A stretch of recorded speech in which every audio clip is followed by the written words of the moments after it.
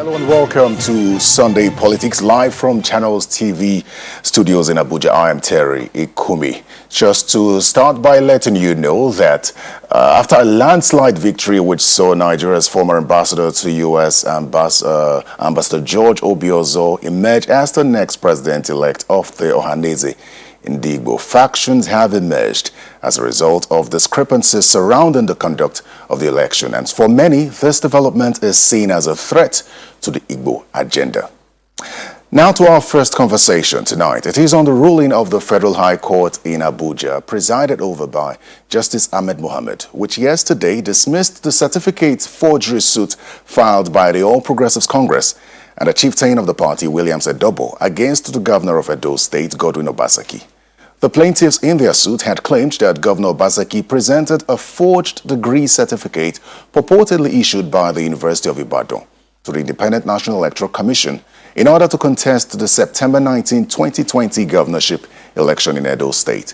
In delivering the judgment, Justice Ahmed Muhammad stated that the plaintiffs relied on the photocopied certificate presented by Governor Obaseki without getting in touch with the University of Ibadan to verify the authenticity of the said certificate.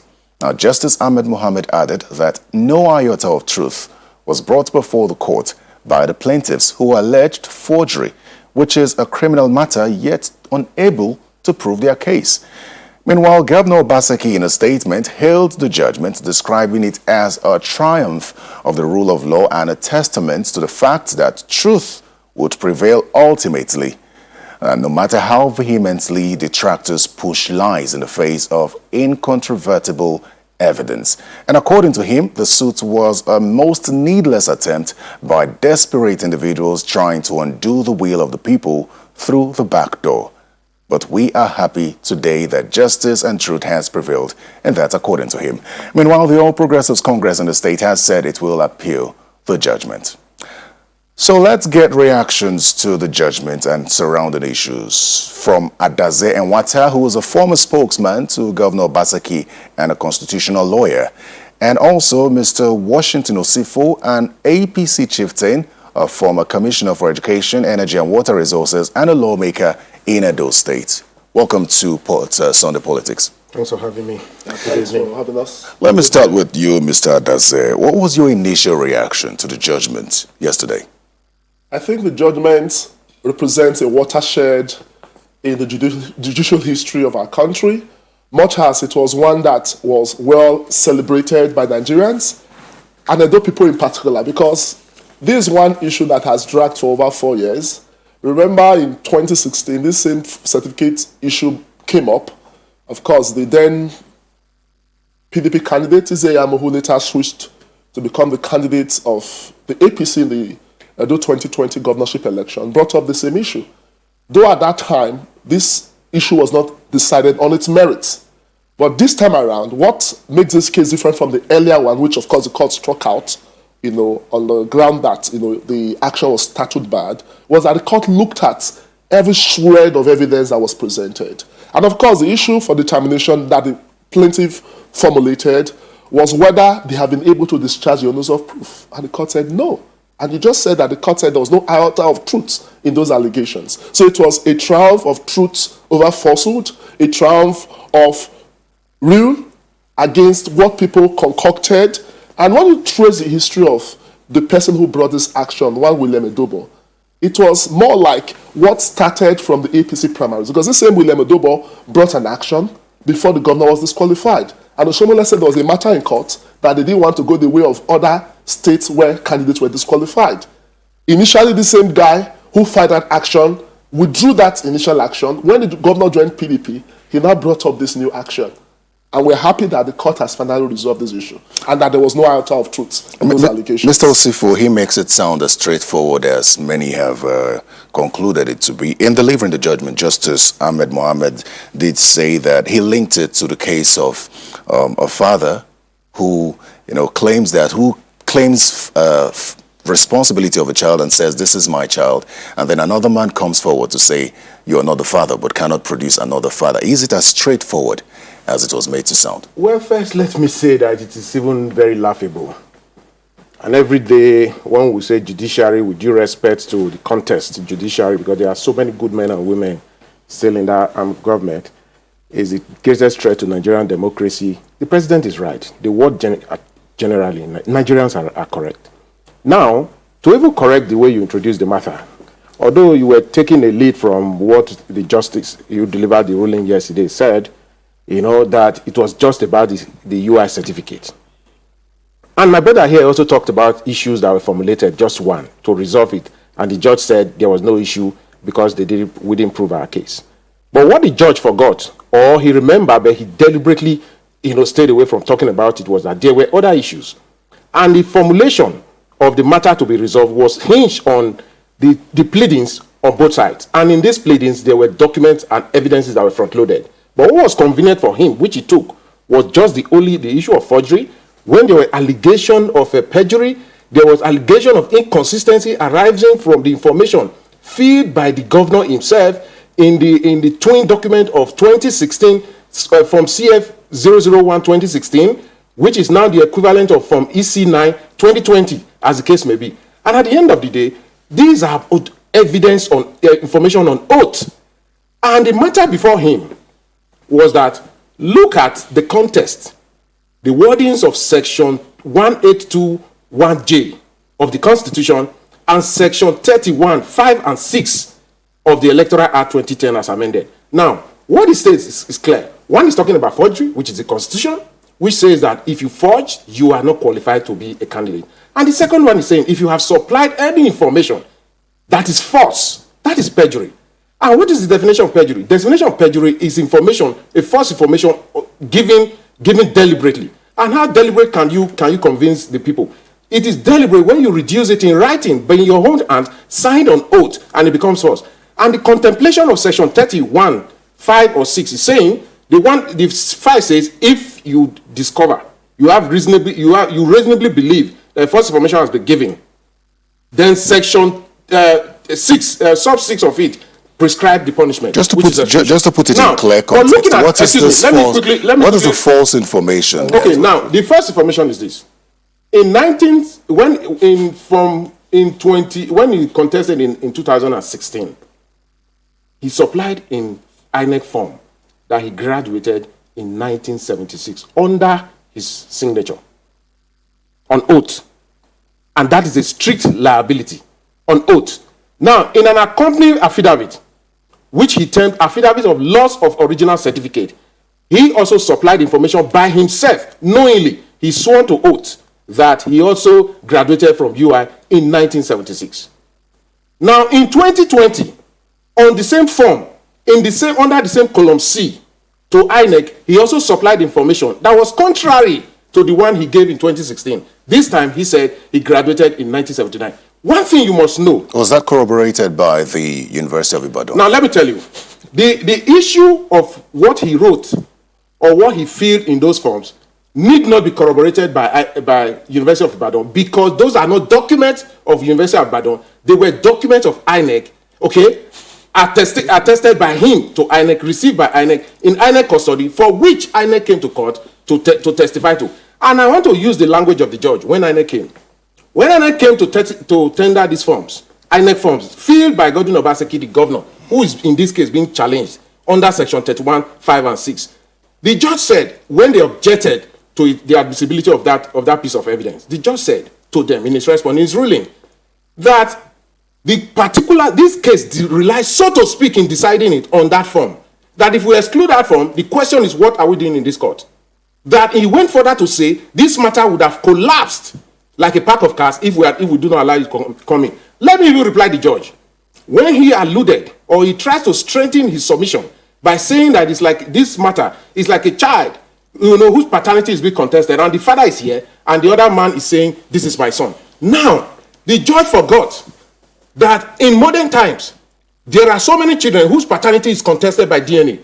And until and unless you are an expert, you cannot purport to have positioned yourself to be an expert. The mere allegation or allusion that this is my son, it's not a justification when there's contestation. Just a second, let me go to the constitutional lawyer here. You have talked about the fact that an allegation has been made. It almost raises questions. But then, I think he would also agree that to an extent, the judge did say that that allegation was not proven. Mr. Adaze. You know, as lawyers, it's always fair when we come before the public not to make words that tend to desecrate the judiciary. It is very clear from our jurisprudence that when you have an allegation that borders on crime, the standard of proof is proof beyond reasonable doubt. And it's quite unfortunate when you hear him talk of 2016. And I did say in my prefatory statement that in 2016 they went to court, and the court, of course, realized they didn't come within time. So you cannot resurrect a dead horse of 2016 in 2020. All election petition matters, by virtue of a fourth alteration, has a lifespan. And that's what we say by fruition of time. When time efflues, there's nothing, you cannot raise 2016 election for which this man had a mandate of 4 years in 2020. I mean, it's just common sense. Even a primary 6 student should know this. So in 2020, the question is, did he make any false declaration? The answer is no. He presented his documents, they said issue of photocopy, and the court said no, he has his original. And the Supreme Court had resolved this issue in Ayade's case. That when you have an original, you cannot be talking of a photocopy or an incomplete photocopy. So these were the technicalities they wanted to ride on. The governor got a mandate from Edo people. Over 84,000 was a margin of defeat. It's difficult for them to accept one thing. Edo people made a choice. This is a man that presented his primary school certificate up to his master's degree certificate. And the court looked at all these documents and said, these are originals. They didn't go to the university to even verify these things. We brought the deputy registrar who said that he met the requirements for admission. He graduated from the university. The records were presented. The originals were presented in evidence, and the registrar of the university, the deputy registrar that came, confirmed that that was his document. He graduated in 1979. If in 2016 there was a misplacement of date, it does not touch on the issue of perjury. It does not touch on it, which they failed to prove. The court discharged a burden which they were supposed to discharge, and that burden was to deliver that judgment, a very sound judgment based on hard facts. The law was on the side of the governor, and the facts were on the side of the governor. But do you think that this lays to rest the question of the certificate issue as far as the governor is concerned? Because it's come up every time he's run for office. As far as Nigerians are concerned, the question is, does Godwin Obaseki have genuine certificates from his primary up to his postgraduate? The answer is yes. The court looked at all the originals and said yes. Was there any statement that was made falsely or not? The answer is no, because it was not proven. And the proof, as we said, is proof beyond reasonable doubt. It's not a question of bringing people who graduated from Benin and Hausa when we're talking of University of Ibadan. The university came. So we should move ahead because we don't have time for frivolities.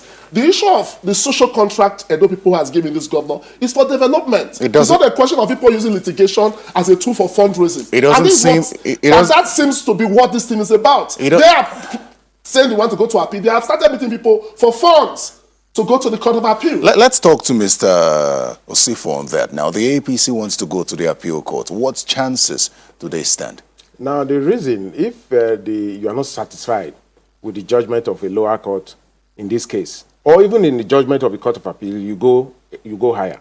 Now, what my brother just said, he considered that whereas the 2016 form is statute barred, okay, in his language, but assuming he mistakenly filled a wrong information, mistake on the line or error on the line under section 31, 5 and 6 of the Electoral Act, he said that it is not condoned. It is a strict liability. If you knowingly do or unknowingly do, okay, it will become inexcusable if you have to interpret it the way it is. Now, what is running away from?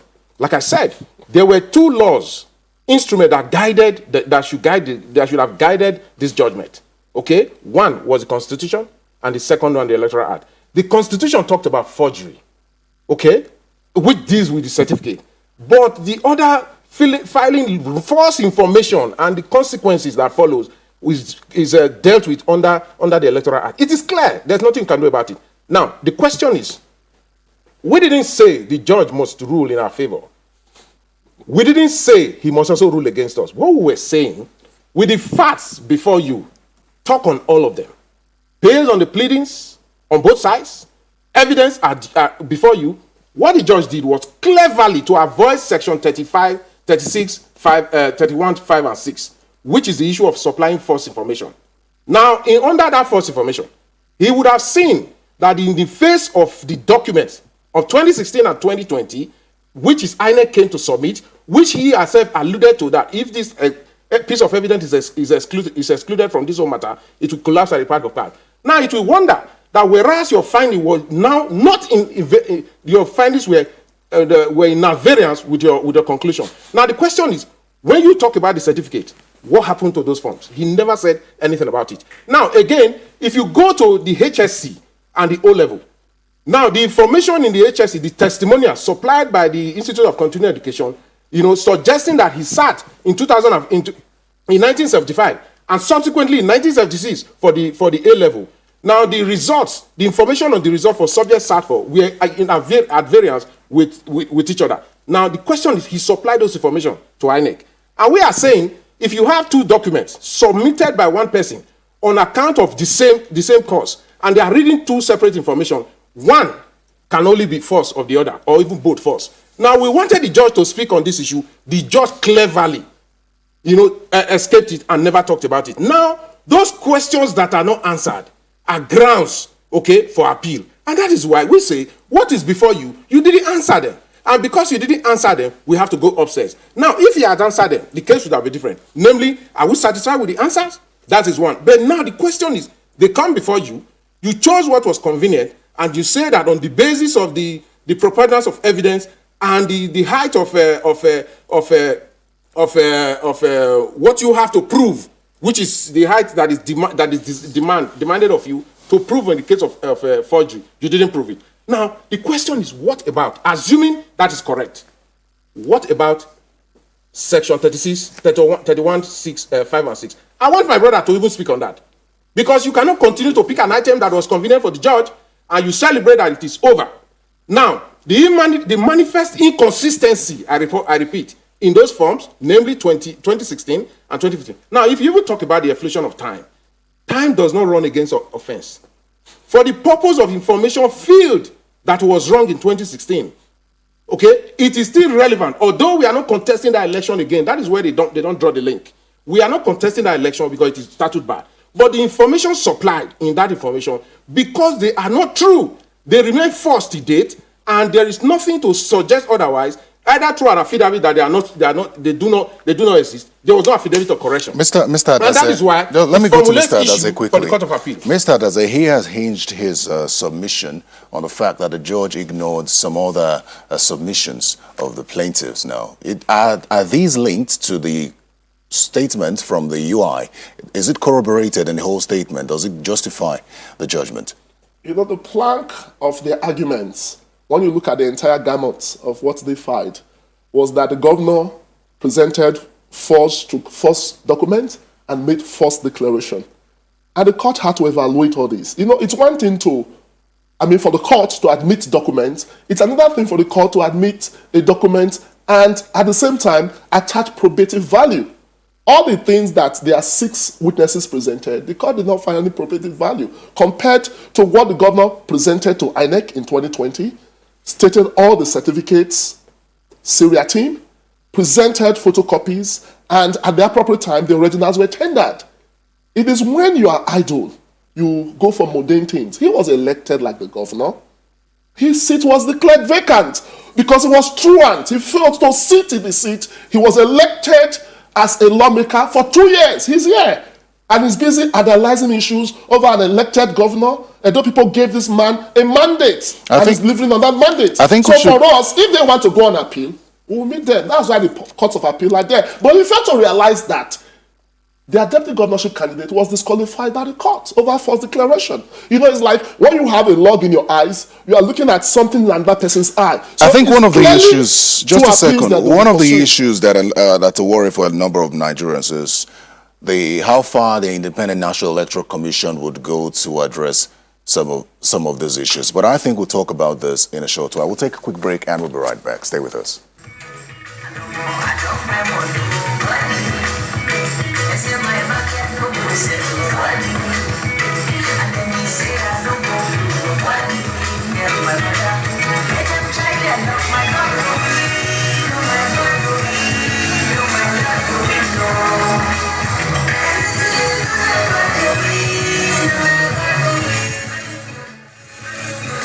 Right, so that's the dance by the deputy. Just a second, please. That's the dance by the deputy governor of Edo State. You can imagine what the dance of the governor will be if we had video of him celebrating. And just in case you missed it, I hope you caught up with that. Well, up next, we will talk about the president and his 2021 agenda as far as his New Year message is concerned. Please stay with us.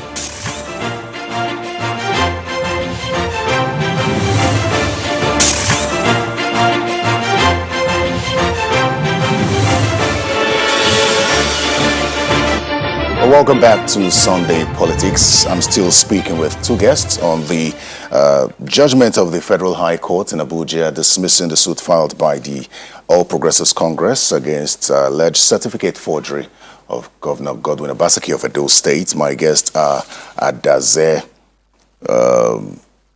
Enwatam. Yes. And Washington Osifu. Both of them are speaking on the merit and demerits of the case. Now, there's one thing that a lot of people have questioned since this came up, and that's the role of the Independent National Electoral Commission. For some persons, the Independent National Electoral Commission should be allowed to carry out, the law should be amended to allow the Independent National Electoral Commission carry out investigation of on documents submitted by candidates. Is that something that you would subscribe to, Mr. Osifu? Well, obviously, yes. Because the crisis we're having, it is very easy to celebrate victory, just like we saw. You know, the courts these days are affirming illegality where it ought not to be. Now, I am in a hurry to see the laws amended to give INEC the opportunity or the powers to investigate certificates or information brought before them before contesting. Because it makes no use, because by the time you're even determining that information were false, they would have sat in that office which ordinarily they ought not to be, and things would have gone wrong. This is not the first case. Plethora of cases suggest that persons have sat in offices that they were not qualified to be. The fact that the court said yes, it's not the validity to some of these claims. Now, there were two issues before the court, that of the deputy governor, okay, and that of the governor. From the language or demeanor of the court, from the body language, he descended into the arena, I'm talking about the judge severally, to suggest that he wanted the case to lapse. Now, he granted, stay of proceedings in a pre-election matter that ought not to be, that wrong, contrary to the Constitution. And even when the Court of Appeal rebuked him for that, it was convenient for him, it was with respect to the governor and not to the deputy. And at the end of the day, today, the case of the deputy governor, the one you saw dancing, lapsed. Exactly what he wanted to achieve with the governor. When he could not achieve it, he took an easier route. Of course, for him, the case of forgery was a low-hanging fruit that was convenient to just pluck, and he did what he did. Now, the question that he knows in his conscience, that even the records of court cannot obviate, is the fact that it is on record that he did not speak on other issues, particularly Section 31, Sub 5 and 6. And that is the case of false information. That is the case of perjury. And Section 6, Sub 6 of that section said it clearly. If you bring false information, there is no further issue. You must be disqualified. And now, if he has interpreted that section the way it is, stricto sensus, on strict liability, instead of degenerating to the arena to start being the advocate and giving what was not even asked for, okay, and reducing it in a way as if the whole matter was all about certificate that was not even front-loaded. The reason why in a case that has 6 months or 180 days of a lifespan, it is termed what you must do and when you must do it. If you did it front-load within the 14 days, when you were filing your processes, you are forbidden to bring in new documents that you never front-loaded. When it became an issue, they brought in INEC. When INEC came, assuming INEC was there to verify the certificate. Now the question to the judge, to Godwin Obaseki, to my friend here, and to every mind out there, did WAEC come to verify the other certificate that we were also contesting, namely the A-level and even the HSE? If it was convenient for him to bring UI, why did he not bring those other two that we were contesting? The one we even brought, which was INEC, which the court agreed with us, that if you exclude it, the matter would have collapsed like a pack of cards. When he was giving his ruling, after analyzing the strength of the evidence, one of which was what we just talked about, which is the two forms 2016 and 2020, for which we said he lied on oath. If you lie on oath, the punishment is that you are not qualified to contest. Let me allow Mr. Adaze to respond to some of your submissions. Yeah, I think it's an elementary point in law that the burden of proof lies on the party that alleges. So it's quite unfortunate when you hear my colleague talk about the governor bringing WAEC. They are the ones that said the certificates were forged. The burden is on them to invite WAEC. It's because they were on the white good case. They didn't even bother to go to the university. They invited 6 witnesses. The simple question I was asked during cross-examination, you said this document is forged. Have you gone to University of Ibadan to verify? The answer is no. So when you say a busybody, it's easy to know. Because if you allege, the burden is on you to prove. So he keeps talking about the provisions of Section 31, Sub 5 and 6 of the Electoral Act. What does it say? If you give false information. It is their own deputy governorship candidate, Gani Awudu, who presented documents that had 4 different names, not different from what we saw in Bayelsa. And the court gave a very beautiful judgment against their party that they didn't have a candidate. So in the eyes of the law, the APC didn't have a candidate. And that is what they are saying they also want to appeal against. My initial question was, if INEC had to do verification of every document, as empowered by law, if a law had to be amended, the electoral law had to be amended for INEC to verify every document, would we have battles like this? I think it is a moot point which requires review of our existing laws, because I think the matters of this kind should be resolved at the level of the electoral body. But the argument is that they don't have judicial powers, because at times you may say, no, this person is not qualified, and this matter will still end up in court. So that is why the makers of our Electoral Act, the legislators, in their wisdom felt there should be some form of judicial powers, not on INEC, but on the court to decide whether false information was made or not. But I think the need for an amendment of the law, review of the law, is to allow for enough time before the election so that we can do these things 6 months before. And I think that particular recommendation has been made. So that 6 months before election, political parties will submit the names of their candidates, right? And you have enough time to resolve this issue so that you don't have a man who has been elected. You still have people bring all kinds of matters, whether frivolous or not. So I think there should be enough time, the time lag, to allow the courts to properly scrutinize, not INEC. Just like the governor's disqualification by Oshomole's people. It was not fair. A man who presented all the certificates, because there was a witch hunt, he was disqualified. And at the end, the court has seen that all the documents he presented were genuine. None of them was false. Does this ruling have any implication on future cases?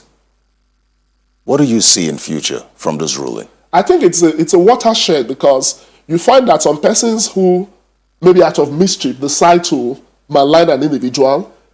And you find that in the course of this trial, we had more of these social media trials than the actual proceedings that was happening in court. They said all manners of things, but eventually the court now had to look at the hard facts. And on the hard facts, the court considered 3 things. The question is, the originals, were these documents forged? The answer was no.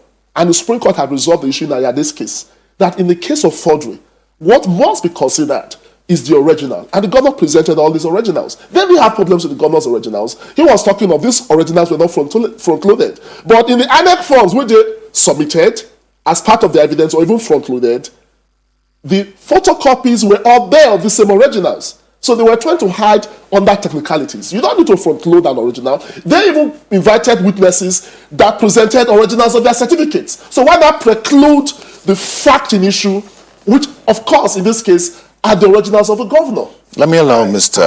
I didn't expect him to say otherwise.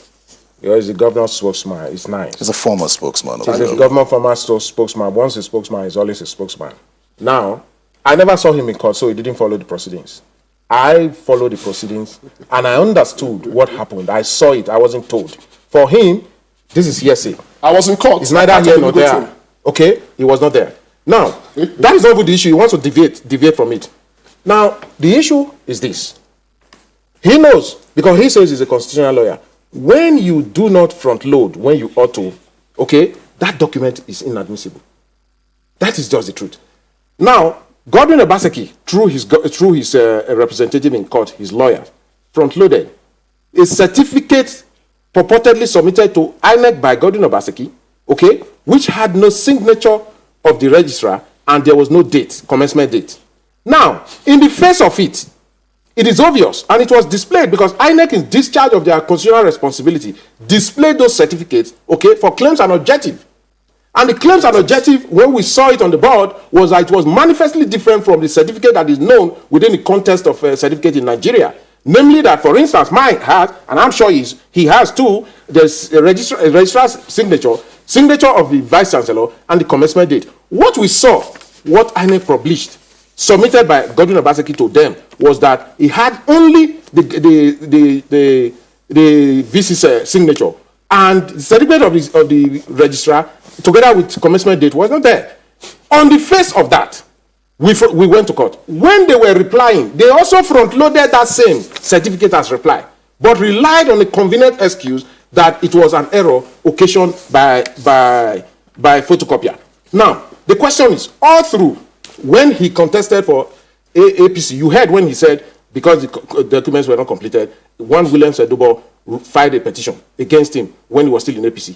Now, who, even your lecturer, when you were looking for admission, including the judge, I do not think any school will admit you on the basis of a certificate or whatever you presented that contains on the surface of it information that are not complete. I think and that is exactly what it well, was. Sadly, we're out of time. I'd like to say a very big thank you to both of you for coming to speak with us. Adaze Nwata, a former spokesperson to the governor and a constitutional lawyer. Thank you so much for coming. Thank you for having me. And also Osifo Washington, thank you so much. You're an APC chieftain and a member of the State House of Assembly. Thank you very much for coming. God bless you. Happy New Year. We'll take a quick break and we'll be right back. Please stay with us. And some of the key priority areas. President Muhammad Buhari's cabinet, there have been calls for the president to rejig his cabinet in line with his 2021 mandate. Now, for the president, these calls have no idea how the president may react to this, but the president did say in his New Year message that he was working on a three-pronged approach, which is security, economy, and anti-corruption. Now, some Nigerians are worried that the present cabinet cannot meet up with the president's plans. One of those who's met this call is Senator Ali Ndume, the chairman Senate Committee on Army, who has said that President Muhammad Buhari should immediately reconstitute a new cabinet if he means well for Nigerians in 2021. Senator Ndume fears that quite a number of the president's cabinet members are not doing enough to reposition the country for better as enshrined in Buhari's agenda. Well, the 2021 message of the president revolved around security, economy, and anti-corruption. And on security, the president has promised to adopt a more proactive and preemptive approach to the fight against insecurity. Some of the key priority areas we will direct our attention and strength to include re-energizing and reorganizing the security apparatus and personnel of the armed forces and the police with a view to enhance their capacity to engage, push back, and dismantle the operations of both internal and external extremists and criminal groups waging war against our communities in some parts of the country. It proves that Nigeria has the internal capacity to decisively deal with terror attacks on our citizens. However, we recognize that we rapidly have to move to a more proactive and preemptive posture to ensure that these sorts of traumatic incidents do not become a norm.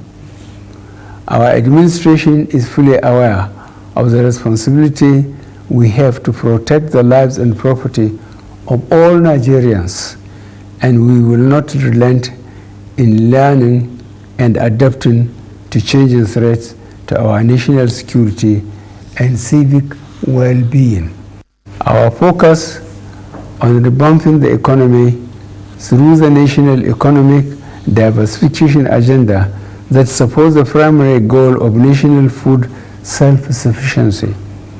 This has helped reduce the growing food-related inflationary figures and have in considerable measure positively impacted on our food security status during the long months of the pandemic lockdown. We are also currently rebuilding our national infrastructure base and in the process introducing transformation through the rehabilitation, modernization, and expansion of the railway system, national roads and bridges both in rural and urban centers alongside the airports and seaports. The reforms we have put in place in the power sector would guarantee increased efficiency in our drive to significantly expand the generation and distribution of electricity for use in homes and factories. With the recent opening of our borders, we expect that the pent-up demand of legitimate cross-border and international trade will boost the fortunes of the many small businesses and agricultural enterprises that depend on Nigeria trade and commerce. The message to our West African neighbors is that Nigeria is once again fully open for those willing to conduct business in a fair and equitable way. Well, that's the 2021 message of the president: economy, security, and anti-corruption. Let's get talking now. Let's speak with Mr. Bode Olugbore, the Senior Special Assistant to the President on Political Matters. Welcome to Sunday Politics. Good evening. So there are new calls for a cabinet reshuffle. I'm sure you're familiar with that now. And for some persons, the president's agenda for 2021 is not achievable with the present cabinet. Some persons need to go. What are your thoughts on this? Well, a call for change is not a bad call at all, especially. I think it even shows that some Nigerians are willing to have a better Nigeria.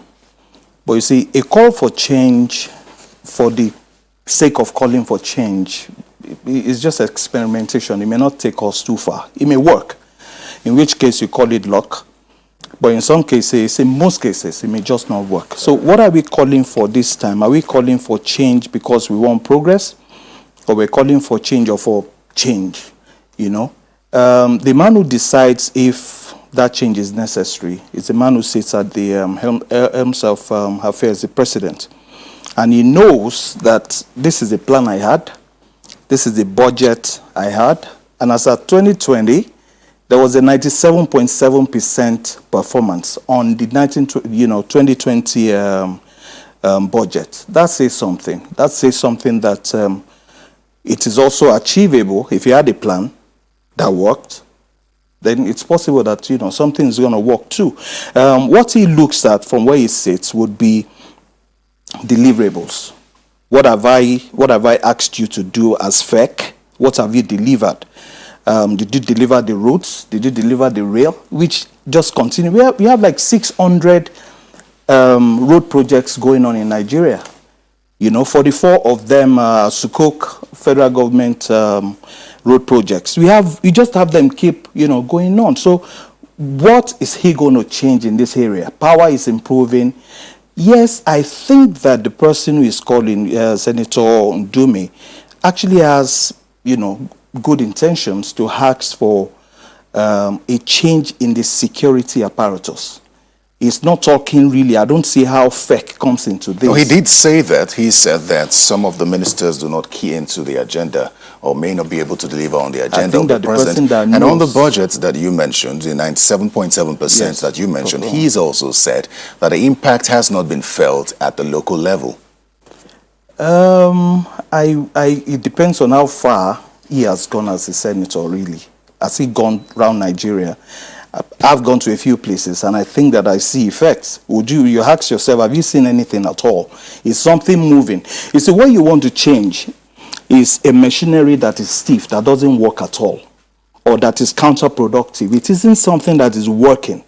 If you want to change something also, then you say, is it working? Is it moving at the pace that you planned?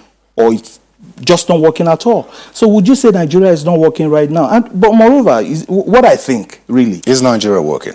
It is working. Nigeria is working. Some would say we're struggling. I mean, look at the economy. Which country is not struggling right now? Anyone who wants to blame, anyone who wants to blame any leader right now, after 2020, on anything at all, will not be blaming it. It's not going to be fair.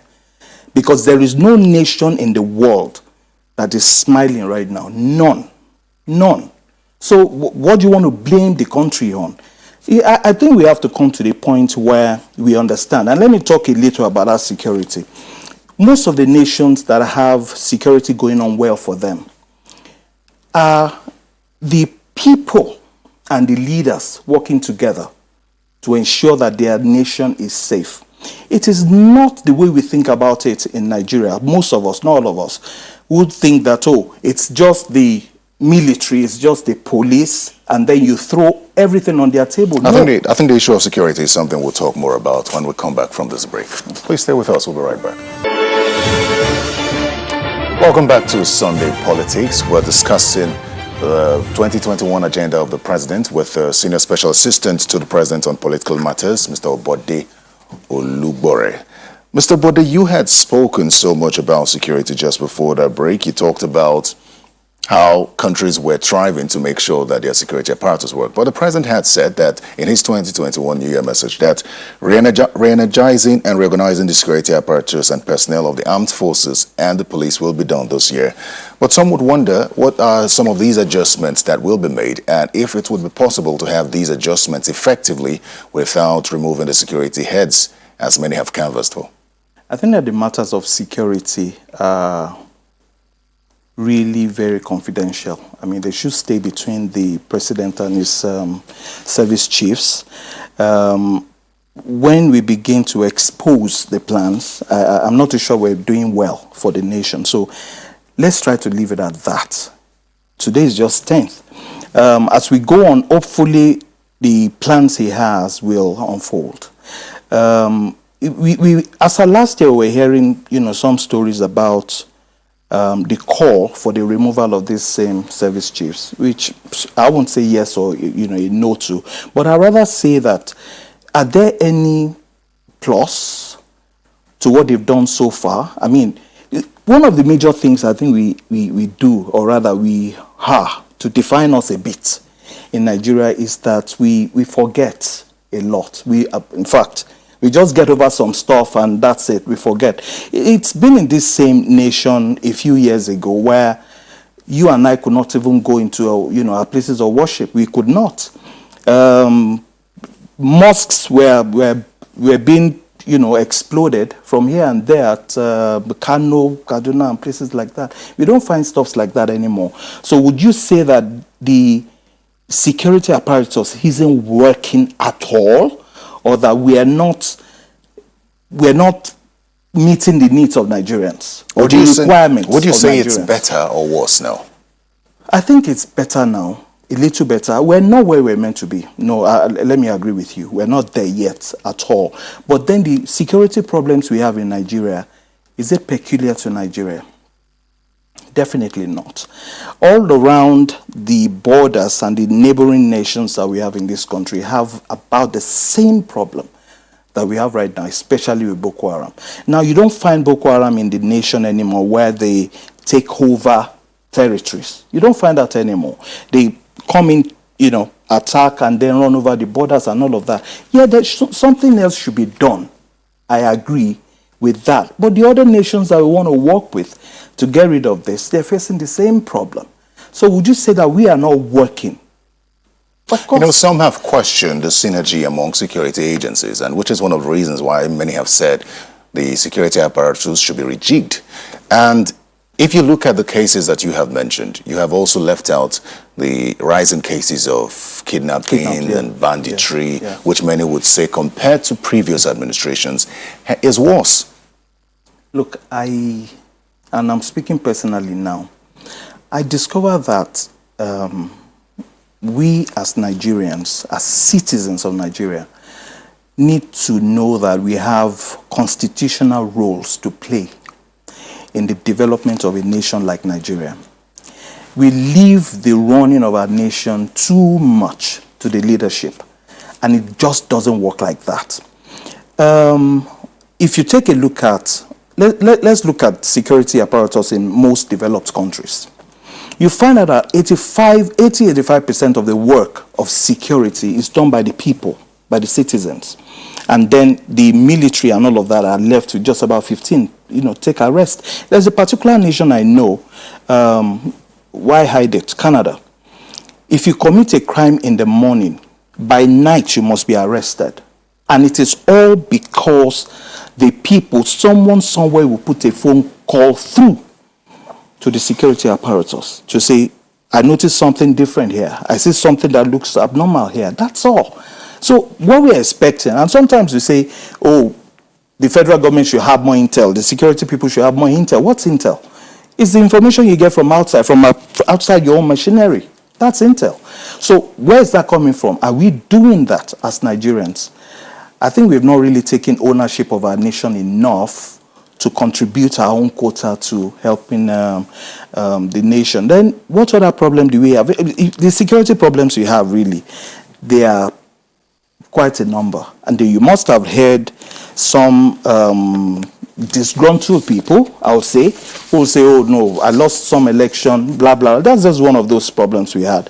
And then putting some more funds into disrupting the peace of the nation. That's been mostly, what our problems we're almost out of time now, but another issue that the president has chosen to tackle, which he's always tackled and chosen to tackle anyway, is the anti-corruption issue. And some would question if the anti-graft agencies can be trusted at this stage. I mean, the ICPC has been to an extent quiet, and the former head of the EFCC has been investigated for corruption. How is the president going to go about ensuring that the trust for these anti-graft agencies is restored? I think that the answer to your question comes in from your question, really. If the head of EFCC could be put up for trial, that tells me something. It should tell you the same thing, that then we can trust that agency. If you look back at some governments, if you really want to move forward, we have to really look backwards sometimes, not all the time, but sometimes, so we can tell where we're at. We've had a few governments before now who will never do such a thing. In fact, most of the people at those positions are the ones who are actually running the nation down at that time. So if the person who runs EFCC could be asked to come and give some accounts, and then he's not the only one, NDDC, you have things going on right now. You have things going on, which in the last few years, you in fact will not hear nothing about it. I don't want to mention it, but that's just been the case, So I think that if you rely on those steps that have been taken already, we should be able to say that, yes, let's trust the president, and let's see if we can go forward from here. Mr. Olabode Olugbore, Senior Special Assistant to the President on Political Matters. Thank you for speaking with us on Sunday Politics. Well, that's the program today. Thank you so much for your time, and enjoy the rest of the day. I am Terry Kumi. Goodbye.